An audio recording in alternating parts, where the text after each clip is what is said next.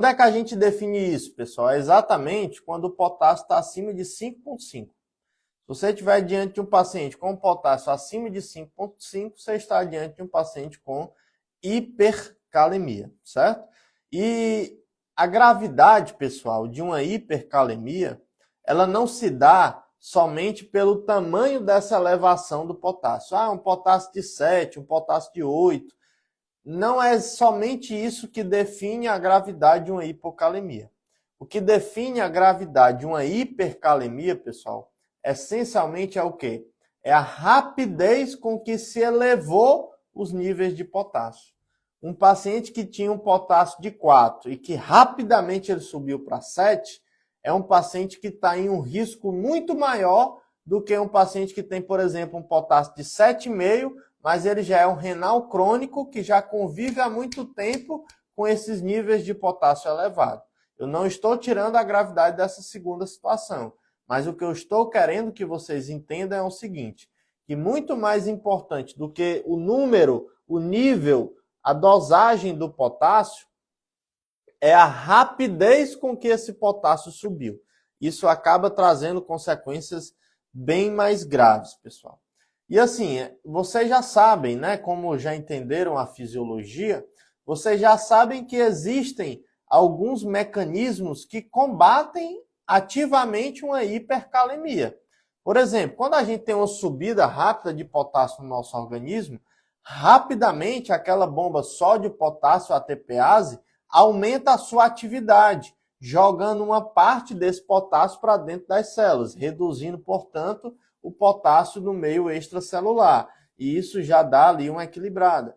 Na hora que a gente tem um excesso de potássio no nosso organismo, aumenta a atividade da aldosterona e a gente começa a eliminar mais potássio pelos rins. Isso é um outro mecanismo protetor. Cronicamente, aqueles pacientes que cronicamente têm níveis elevados de potássio, eles até conseguem passar a excretar uma quantidade maior de potássio pelo trato gastrointestinal também, através da ação também da aldosterona. Mas isso aí já é uma adaptação bem mais tardia. Agudamente, o que nos protege de uma hipercalemia é exatamente a ação da bomba de sódio-potássio ATPase, certo? E a ação da aldosterona eliminando este potássio pela urina. As manifestações clínicas, pessoal, de uma hipercalemia, vocês já sabem muito bem. As células que sofrem mais com os distúrbios do potássio é exatamente as células musculares e as células neuronais. Então, que célula muscular sofre bastante com a hipercalemia? Os cardiomiócitos, podendo induzir, por exemplo, uma arritmia, aproveitando que existem alterações clássicas eletrocardiográficas que podem ser atribuídas a uma hipercalemia. Claro que eu não vou focar aqui nessas alterações com vocês, mas é importante que vocês saibam, né, que existem alterações no ECG, né, que são clássicas de uma hipercalemia. Outra manifestação clínica, pessoal, bem óbvia da elevação dos níveis de potássio é a fadiga muscular, é a fraqueza muscular. Por quê? Porque o bom funcionamento do músculo depende de uma quantidade adequada de potássio. Se você tem um distúrbio do potássio, seja hipo ou hipercalemia, que é o que nós estamos falando aqui, o paciente vai ter uma fraqueza muscular. Então, os sintomas classicamente relacionados a uma hipercalemia são as arritmias, são as fraquezas musculares. Ok, pessoal? Dito isso, pessoal, o próximo passo aqui é fazer vocês entenderem as principais causas de hipercalemia, certo? Por que é importante vocês entenderem isso, pessoal? Porque não adianta vocês saberem somente o que é que vocês vão fazer para baixar rapidamente o potássio do organismo. Essas medidas são medidas bem óbvias que eu vou citar lá no final da aula, pessoal. Mas vocês precisam saber o que é que está causando essa hipercalemia, para você ir lá na raiz do problema e combater o problema desde a raiz e dessa forma ser mais efetivo no tratamento desse paciente. Então é por isso que vocês precisam entender as principais causas de hipercalemia, certo? Eu divido, pessoal, as principais causas de hipercalemia em alguns grupos, certo? Como, por exemplo, aquelas circunstâncias onde há uma retenção de potássio no organismo e aquelas situações onde há um shift celular. O potássio está saindo de dentro da célula e indo para o meio extracelular. Isso é uma outra causa clássica, um outro grupo clássico de hipercalemias, certo? Então, dois principais grupos, certo? Aquelas condições que estão retendo potássio no organismo e aquelas condições onde o potássio está saindo do intracelular para o extracelular, certo? A principal causa, pessoal, assim, nas emergências de uma hipercalemia é exatamente a insuficiência renal aguda, né? A principal forma da gente perder potássio pelo nosso organismo, pessoal, é através da urina. Se você está diante de um paciente com insuficiência renal, principalmente se for uma insuficiência renal aguda, pessoal, você pode estar diante de um paciente com hipercalemia. É bem verdade que existem exemplos clássicos, né, de insuficiência renal aguda hipocalêmica, né? O exemplo mais clássico de todos, uma doença endêmica no nosso meio, é a leptospirose. Mas a maioria dos pacientes que têm uma insuficiência renal aguda, eles cursam com uma hipercalemia. Principalmente os pacientes que têm insuficiência renal aguda oligúrica, certo? Aqueles que têm uma insuficiência renal aguda não oligúrica, eles podem até não ter uma hipercalemia. Aqueles pacientes que têm uma disfunção tubular, que têm uma nefrite tubulointersticial, aqueles pacientes que têm, por exemplo, uma leptospirose. Mas quem tem uma insuficiência renal aguda oligúrica tem uma grande chance de evoluir com uma hipercalemia. E diga-se de passagem, tem duas principais causas que elevam abruptamente de uma forma importantíssima os níveis de potássio no contexto de uma insuficiência renal aguda, que é exatamente a rabdomiólise, que é exatamente a síndrome de lise tumoral. Por quê? Porque essas condições, por si só, elas levam à insuficiência renal aguda, aumentando, portanto, os níveis de potássio. Mas, na hora que eu estou destruindo o músculo, leia-se rabdomiólise, eu estou jogando uma grande quantidade de potássio no sangue, porque o músculo é o principal reservatório de potássio no nosso organismo. Na hora que eu estou destruindo as células cancerígenas, no contexto de uma síndrome de lise tumoral, eu estou jogando uma grande quantidade de potássio no sangue. E aí o famoso, né, legalmente falando, além da queda cois. Se você já tem uma insuficiência renal e, portanto, uma dificuldade de eliminar o potássio do organismo, você ainda está jogando uma grande quantidade de potássio no sangue, seja por conta da rabdomiólise, seja por conta de uma lise tumoral, então esses pacientes tendem a ter hipercalemias mais graves, certo? E claro, pessoal, a insuficiência renal crônica, principalmente quando ela está bastante avançada, uma taxa de filtração glomerular abaixo de 15, abaixo de 10, esses pacientes também podem cursar com uma hipercalemia, certo? Pacientes que têm uma acidose metabólica, seja qual for a causa da acidose metabólica, pessoal, esses pacientes podem evoluir em paralelo com uma hipercalemia. O motivo é bem óbvio. Lembra lá da ação da aldosterona. O que a aldosterona faz? Reabsorve sódio, excreta H+, e excreta potássio. Se você tem uma condição de acidose metabólica, portanto, um excesso de H+, na hora que a aldosterona vai agir, ela reabsorve o sódio, mas ela reabsorve ela elimina muito mais o H+ do que o potássio. Por quê? Porque tem excesso de H+, já que tem acidose. E aí o potássio acaba ficando no organismo, gerando um quadro de hipercalemia. Então, quem tem acidose metabólica acaba gerando hipercalemia. Quando você tem uma insuficiência adrenal, certo? Quando você tem insuficiência adrenal primária, né? A famosa doença de Addison, ou, eventualmente, alguma causa ali de disfunção aguda das adrenais, no contexto de uma infecção, como tuberculose, no contexto de uma meningococcemia, no contexto de um quadro séptico, no contexto de um quadro de hemorragias, enfim. Qualquer que seja a causa que leve a uma insuficiência adrenal aguda, primária, esse paciente vai evoluir naturalmente com hipercalemia. Por quê? Porque não vai ter aldosterona. Se não tem aldosterona, não reabsorve sódio, não excreta potássio, não excreta H+. Então, quem tem uma insuficiência adrenal primária, por não reabsorver sódio, vai ter o quê? Hipovolemia e tender a hiponatremia. Esse paciente também, por não ter ação adequada da aldosterona, ele vai ter o quê? Retenção de potássio, leia-se hipercalemia, retenção de H+, leia-se acidose metabólica. Então, o paciente com insuficiência adrenal primária, ele tem hiponatremia, hipercalemia e acidose metabólica. Existe também, pessoal, uma coisa que a gente chama de hipoaldosteronismo hiporreninêmico, que também é chamado de acidose tubular tipo 4, certo?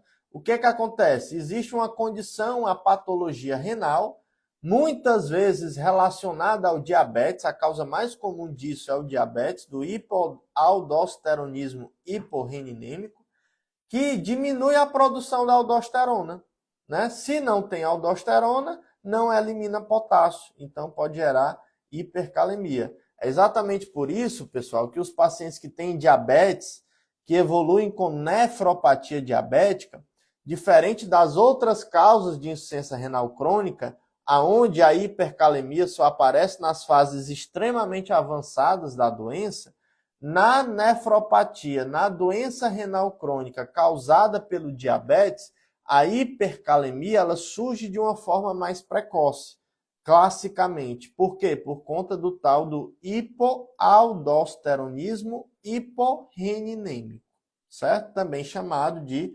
acidose tubular renal tipo 4. Uma outra causa, pessoal, muito clássica, certo? Muito clássica de hipocalemia são exatamente as medicações, né? Existem algumas medicações que classicamente causam hipercalemia. E o principal grupo aqui delas são aquelas medicações que agem bloqueando o sistema renina-angiotensina-aldosterona. Então, uso de IECAs, inibidores da ECA, uso de bloqueadores do receptor de angiotensina 2, né? Os IECAs, os PRIO, né? Captopril, enalapril, ramipril e os demais PRIO. Os BRAS, né? Os bloqueadores de receptor de angiotensina, leia-se losartana, olmesartana, candesartana e por aí vai. E também os bloqueadores da aldosterona, como por exemplo a espironolactona e uma droga mais recente, né? Que é a filneranona. Essas medicações classicamente podem causar hipercalemia. Por quê? Porque elas bloqueiam o sistema renina, angiotensina, aldosterona. Se não tem ação da aldosterona, não tem eliminação de potássio pela urina, acaba retendo potássio no organismo, gerando a tal da hipercalemia, certo? Então, outra causa clássica de retenção de potássio no organismo é o uso de algumas medicações, certo? O outro grupo de doenças, pessoal, que causam hipercalemia são aquelas condições que estão relacionadas ao shift celular. São aquelas condições que estão relacionadas à saída do potássio de dentro da célula para o meio extracelular. E existem, pessoal, algumas condições que classicamente cursam com isso, certo? Como, por exemplo, quando você está diante de um contexto de hiperosmolaridade sérica. Exemplos clássicos disso, pessoal, pacientes com hiperglicemias importantíssimas, pacientes com hipernatremia importantíssimas, certo? Esses pacientes, eles acabam evoluindo com hiperosmolaridade. Se você tem uma hiperosmolaridade sérica, o que acontece? Vai sair água de dentro da célula para o meio extracelular, para tentar equilibrar essa osmolaridade. Se saiu água de dentro da célula, então aumentou a concentração dos íons intracelulares. Quem é um dos principais íons intracelulares? O potássio. Então, esse potássio, para manter a concentração intracelular adequada, ele acaba saindo de dentro da célula. Então, sempre que eu tenho um quadro de hiperosmolaridade, tendo como exemplos clássicos a hiperglicemia e a hipernatremia, o potássio acaba saindo de dentro da célula e indo para o meio extracelular, gerando um quadro de hipercalemia. Exercício físico extenuante, pessoal. Sempre que ocorre que a gente se exercita, né, ocorre uma certa abertura dos canais de potássio. E isso é um mecanismo fisiológico, né? Isso acaba levando a uma vasodilatação muscular, né, que acaba sendo interessante ali no contexto do exercício. Mas quando isso ocorre de uma forma exacerbada, como no exercício físico extenuante, aqueles pacientes que correm aquelas ultramaratonas, isso pode acabar levando a uma liberação muito grande de potássio no sangue, pessoal, pelo músculo, gerando eventualmente um quadro de hipercalemia. A própria acidose metabólica, pessoal, do mesmo jeito que leva a uma retenção de potássio, porque deixa de eliminar lá pelos rins, quando a aldosterona acaba priorizando a eliminação do H+, em detrimento da do potássio, né, gerando essa hipercalemia, a acidose metabólica ela também provoca um shift celular. O que acontece? Vocês entendem claramente que uma acidose metabólica é um excesso de H+. Esse excesso de H+, ele precisa ser tamponado. E ele vai ser tamponado de que forma? Ele vai entrar para dentro da célula. E para manter a eletroneutralidade, se está entrando um íon positivo, tem que sair um íon positivo. E quem é que sai? É o potássio. Então, sempre que eu estiver diante de um contexto de acidose metabólica, exemplo clássico, acetoacidose diabética, o H+ entra para dentro da célula, o potássio sai de dentro da célula, o que acaba eventualmente gerando uma hipercalemia. Outro exemplo clássico de saída de potássio de dentro das células, pessoal, rabdomiólise, né? Se eu tenho uma destruição maciça de células musculares, eu vou liberar em grande quantidade potássio no sangue, o que pode gerar uma hipercalemia. Se eu tiver uma destruição maciça de uma massa tumoral, esse paciente também pode evoluir com uma hipercalemia. Por quê? Porque na hora que você destrói as células cancerígenas, sendo isso em uma quantidade expressiva, né, como classicamente ocorre nas neoplasias hematológicas, né, principalmente nos linfomas Burkitt, né, e nas leucemias agudas, quando isso acontece, né, quando você destrói essas células tumorais, você libera também uma grande quantidade de potássio no sangue que pode gerar uma hipercalemia. Então, a síndrome de lise tumoral é uma outra causa de hipercalemia por conta tanto da diminuição da eliminação de potássio devido à insuficiência renal aguda, mas também por conta do shift celular, ou seja, está saindo potássio de dentro das células. Outra causa clássica disso, que a explicação é muito parecida, é a hemólise maciça. Quando você tem um paciente com, por exemplo, anemia hemolítica autoimune, por anticorpos quentes, por exemplo, causado por um lúpus, por um SAF, quando tem uma destruição maciça das hemácias, isso acaba destruindo uma grande quantidade de células. Ao destruir uma célula, você está liberando o conteúdo de dentro dessa célula para dentro do sangue. E as células, vocês já sabem muito bem disso, são ricas em potássio. Então, quando você tem uma hemólise maciça, você está jogando uma grande quantidade de potássio para fora da célula, para dentro do sangue, o que acaba levando uma hipercalemia. E uma coisa que eu preciso lembrar a vocês, pessoal, é da famosa pseudo-hipercalemia.